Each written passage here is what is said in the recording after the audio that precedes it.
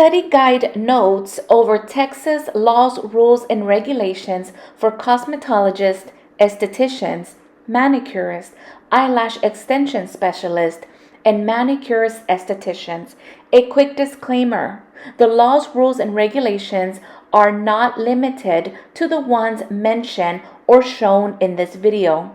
It is very important that you have the latest book and have reviewed it entirely. All the information is not in this video, so please make sure that you have the latest version of the laws and regulations book. And if you do not have one, I will have a link in the description box so that you can order yourself a copy if needed. Keep in mind that regardless of whichever exam you are going to be taking, whether it's the cosmetology, esthetician, manicurist, eyelash extensions, or the dual manicurist esthetician exam, the following is information every licensee should know about. So I hope you find it helpful and good luck on your exam. License requirements for individuals. To be eligible for a license, you must have completed the following hours of instruction at a licensed beauty cultured school. Cosmetology, 1,000 hours. Manicurist nail tech, 600 hours. Esthetician, 750 hours. Esthetician manicurist, 1,200 hours. Although not shown in the video, we cannot forget about eyelash extension specialist. You have to complete a total of 320 hours. You must submit a completed application on a department-approved form, pay the fee required, be at least 17 years of age, have obtained a high school diploma or the equivalent of a high school diploma, or have passed a valid examination administered by a certified testing agency that measures the person's ability to benefit from training, and of course have passed a written and practical examination that is required. License requirements to be eligible for a beauty salon, specialty salon, dual shop, mobile shop, mini salon, mini dual shop, or booth rental license, also known as independent contractors. An applicant must obtain the current law and rule book, comply with the requirements, submit a completed application on a department-approved form, and pay the required fee. License requirements in continuing education. To renew an operator's license, an esthetician, manicurist,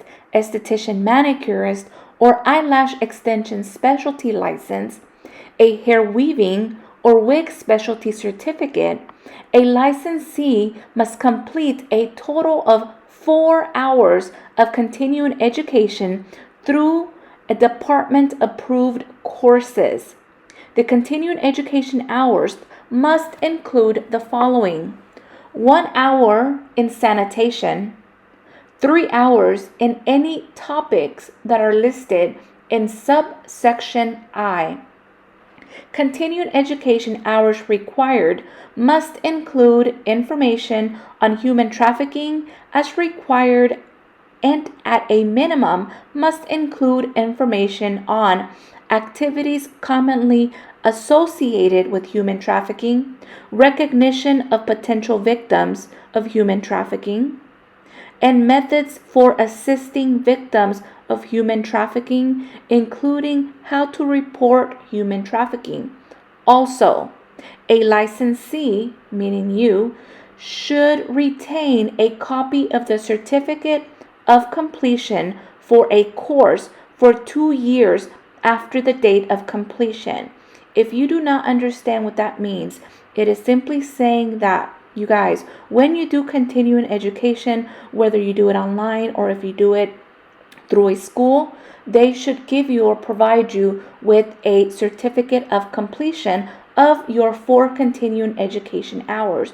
You are responsible in keeping a copy, a record of that certificate for 2 years. In conducting any inspection or investigation of the licensee, the department may examine the licensee's records to determine compliance with this subsection. So at any point, maybe during an investigation or an inspection, they could potentially ask you for copies or proof of your continuing education certificate. So again, make sure that you are keeping them for at least 2 years. License terms. The following licenses have a term of 2 years, meaning they expire every 2 years. You have operator's license. By the way, operator license is a cosmetology license. Operator license, specialty license, such as esthetician, manicurist, manicurist, eyelash extension specialty license, specialty certificates such as hair weaving and wig, instructor license, instructor specialty license, again, esthetician, manicurist, and eyelash extension specialist. Booth rental, independent contractors licenses also expire every 2 years. Beauty and specialty salon licenses, dual shop, mini salon, mini dual shop permits, and mobile shop licenses expire every 2 years. Establishment relocation and change of ownership. A license is not transferable. If an establishment relocates, the new licensee must apply for a new establishment license and verify that the new establishment meets the requirements. If an establishment changes ownership, the new owner must apply for a new establishment license within 30 days after the change of ownership. General inspections. Cosmetology establishments should be inspected periodically or as a result of any complaint. These inspections will be performed to determine compliance with the requirements, particularly those requirements relating to public safety, licensing, and sanitation. In addition, the department will make information available to cosmetology establishment owners and managers on best practices for risk reduction techniques. Inspections should be performed during the normal operating hours of the cosmetology establishment, except for initial inspection of a beauty school culture, for example, or a salon. The department may conduct inspection without advance notice. The department inspector will contact the cosmetology establishment's owner, manager, or their representative upon arrival at the cosmetology establishment and before proceeding with the inspection. The cosmetology establishment owner or manager or their representative should cooperate with the inspector in the performance of the inspection. Corrective modifications following inspection. When corrective modifications to achieve compliance are required, the department should provide the owner a list of required corrective modifications. Within 10 days after receiving the list of required corrective modifications, the owner should complete all corrective modifications and provide verification in a manner prescribed by the department of the corrective modifications within 30 days of completion. The department may grant an extension consistent with established procedure if satisfactory evidence is presented showing that the time period specified is inadequate to perform the necessary corrections that need to be made. Responsibilities of individuals. A licensee is restricted to working in a licensed facility but may perform a service within the scope of the license at a location other than a licensed facility for a customer who, 1. is unable to receive the service at a licensed facility because of illness or physical or mental incapacitation, or 2. Will receive the service in preparation for and at the location of a special event, and 3. Makes the appointment for services through a licensed facility. A licensee performing digitally prearranged remote services may perform these services at a location other than a licensed facility if the appointment is made through a remote service business digital network. A licensee who leases a space as an independent contractor on the premises of a cosmetology establishment must hold a booth rental permit. Specialty certificate holders may only perform the practice authorized by the specialty certificate. All current licensees may be posted at the licensee's workstation in the public view or be made available in a notebook at the salon's reception desk. A current photograph of the licensee, approximately 1 and 1.5 inch by 1.5 inch, should be attached to the front of the license, certificate, or permit. Licensees should notify the department in writing of any name change within 30 days of the change. Licensees must notify the department 30 days following any change of address. The department may send all notices on other information required by applicable laws and rules to any licensee's last known mailing address on file with the department. Licensees should wear clean top and bottom, outer garments, and footwear while performing services. Outer garments include t-shirts, blouses, sweaters, dresses, smocks, pants, jeans, shorts, and other similar clothing, and do not include lingerie or see-through fabric. Licensees are responsible for compliance with the health and safety standard of this chapter. Responsibilities of beauty salons, mini salons, specialty salons, dual shops, mini dual shops, and booth rentals. Each establishment must have a copy of the current law and rule book. Each establishment is responsible for compliance with the health and safety standards. Beauty salons, specialty salons, dual shops may lease space to an independent contractor who holds a booth rental license. The leaser to an independent contractor must maintain a list of all renters that includes the name of the renter and the cosmetology license number of the renter. The leaser must supply the department's representative with a list of all renters upon request.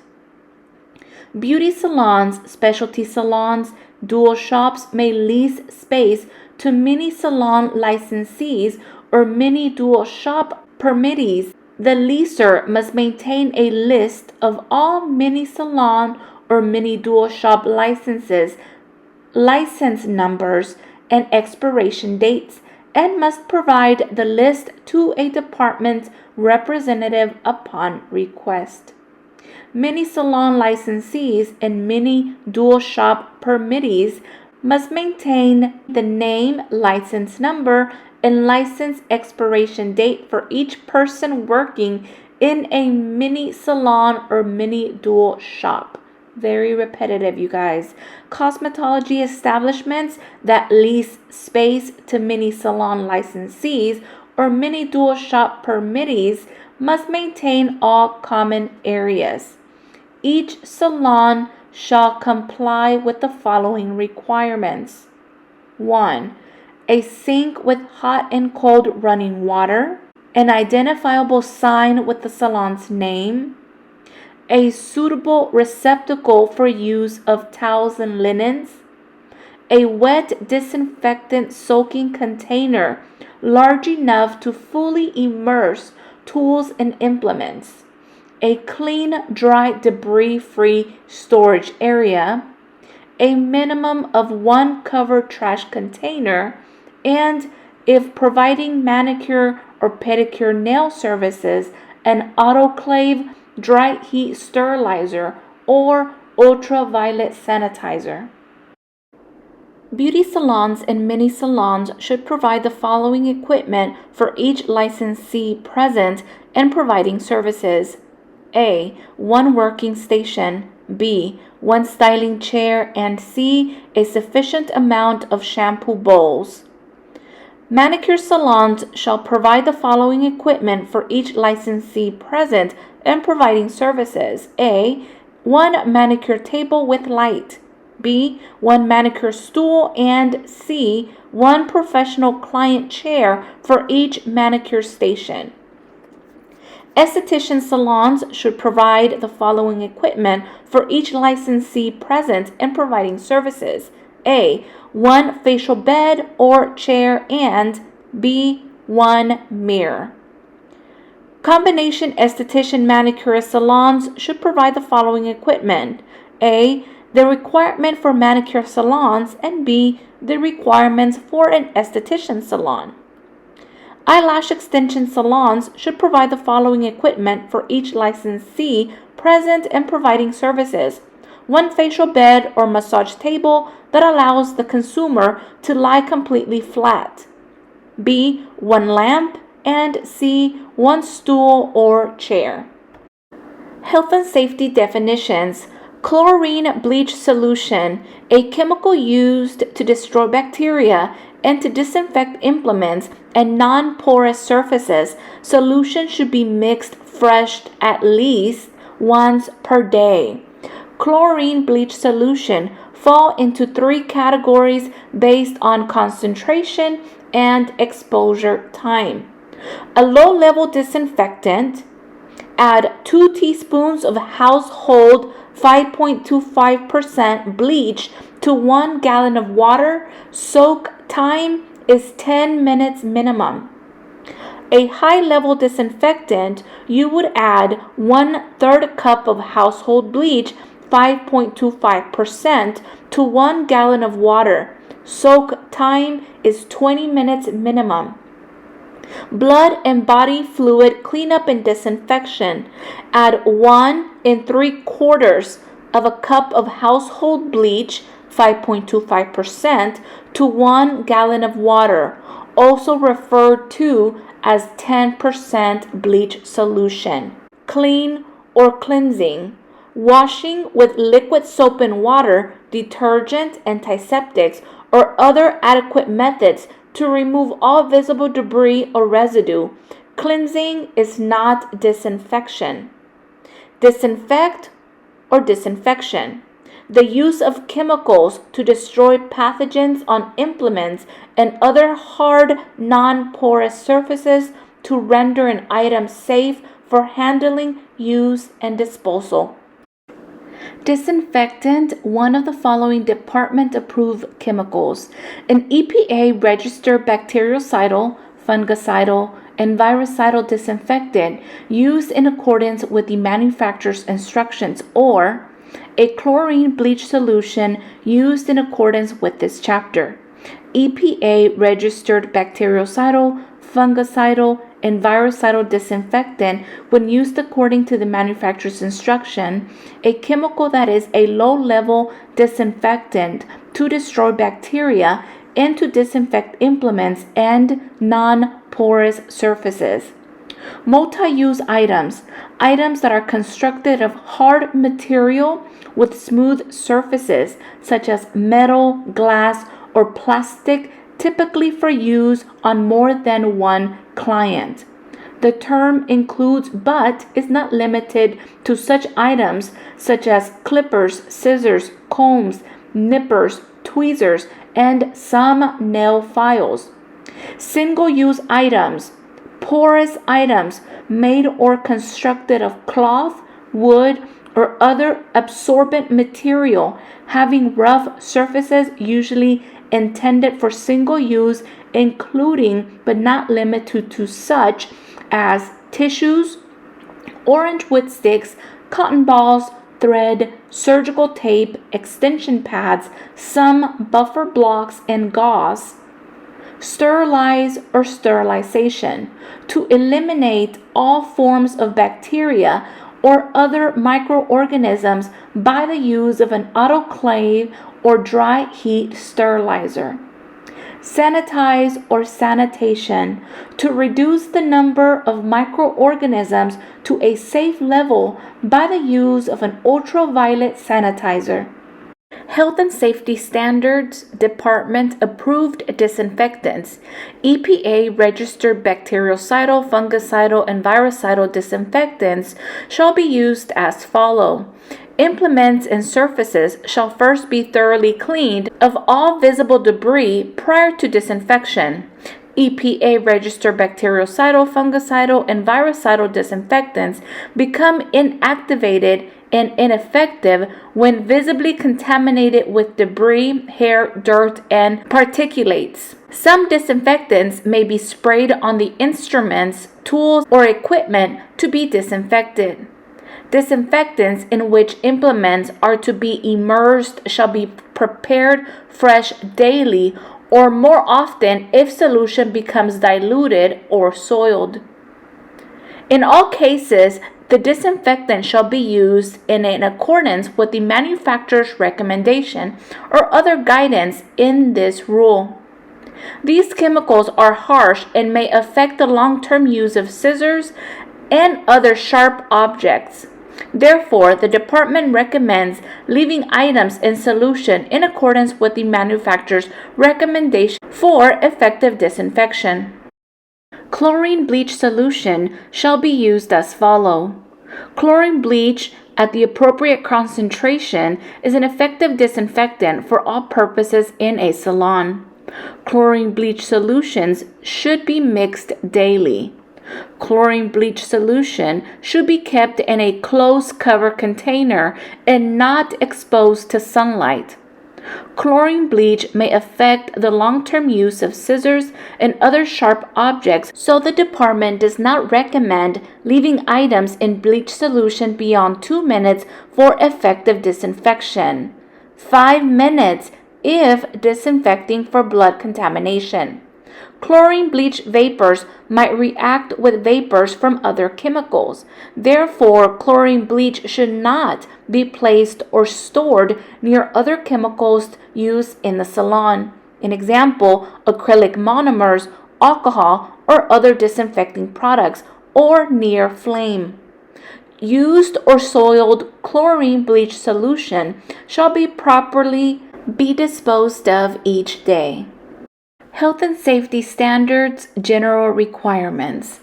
All licensees should clean their hands with soap and water or use a hand sanitizer prior to performing any services and as necessary during the service to ensure a client's health and safety.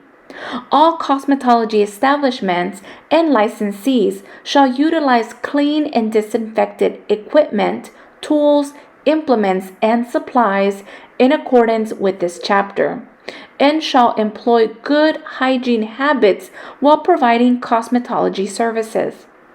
A licensee may not perform services on a client if the licensee has a reason to believe the client has a contagious condition such as head lice, ringworm, conjunctivitis, or inflamed, infected, broken, raised, or swollen skin or nail tissue, or an open wound or sore in the area to be serviced. Multi-use equipment, implements, tools, or materials not addressed in this chapter shall be cleaned and disinfected before use on each client. Single-use equipment, implements, tools, or porous items should be discarded after use on a single client. Electrical equipment that cannot be immersed in liquid shall be wiped clean and disinfected prior to use on each client. All clean and disinfected implements and materials, when not in use, shall be stored in a clean, dry, debris-free environment, including but not limited to drawers, cases, tool belts, rolling trays, or hung from hooks. They must be stored separate from soiled implements and materials. Ultraviolet electrical sanitizers are permissible for use as a dry storage container. Non-cosmetology related supplies must be stored in separate drawer or locations. Shampoo bowls and manicure tables should be disinfected prior to use for each client. Floors in cosmetology establishments should be thoroughly cleaned each day. Hair cutting must be swept up and deposited in a closed receptacle after each haircut. All trash containers must be emptied daily and kept clean by washing or using plastic liners. Hand washing facilities, including hot and cold running water, must be provided for employees. Clean towels should be used on each client. Towels must be washed in hot water and chlorine bleach. Soiled towels shall be removed after use on each client and deposited in a suitable receptacle.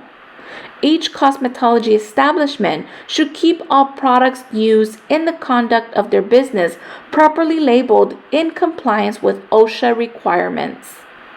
Hair cutting and shampoo capes shall be kept clean. A clean cape shall be used for each client, or a sanitary neck strip or towel shall be used to keep the capes from coming into direct contact with the client's neck. Health and safety standards, blood and body fluids. Blood can carry many pathogens. For this reason, licensees should never touch a client's open sore or wound. Powdered alum, styptic powder, or a cyanacrylate liquid type bandage may be used to contract the skin to stop minor bleeding, and should be applied to the open area with a disposable cotton tipped instrument that is immediately discarded after application. In the case of blood or body fluid, contact on any surface area, such as a table, chair, or the floor, an EPA registered hospital grade disinfectant, a tuberculocidal disinfectant, or a 10% bleach solution, which is 1 3/4 of a cup of 5.25% bleach to 1 gallon of water, should be used per manufacturer's instructions immediately to clean up all visible blood or body fluids. If any non-porous instrument is contacted with blood or body fluid, it shall be immediately cleaned and disinfected using an EPA registered hospital grade disinfectant, a tuberculocidal disinfectant in accordance with the manufacturer's instructions, or totally immersed in a 10% bleach solution for 5 minutes. If any porous instrument contacts blood or body fluid, it shall be immediately double bagged and discarded in a closed trash container or biohazardous box. Health and safety standards, establishments. Establishments should keep the floors, walls, ceilings, shelves, furniture, furnishings, and fixtures clean and in good repair. Any cracks, holes, or other similar disrepair not readily accessible for cleaning shall be repaired or filed in to create a smooth, washable surface. All floors in areas where services under the Act are performed, including restrooms, in areas where chemicals are mixed or where water may splash, must be of material which is not porous or absorbent and easily washable, except that anti-slip applications or plastic floor coverings may be used for safety reasons. Carpet is permitted in all other areas. Plumbing fixtures, including toilets and wash basins, shall be kept clean. They must be free from cracks and similar disrepair that cannot be readily accessible for cleaning.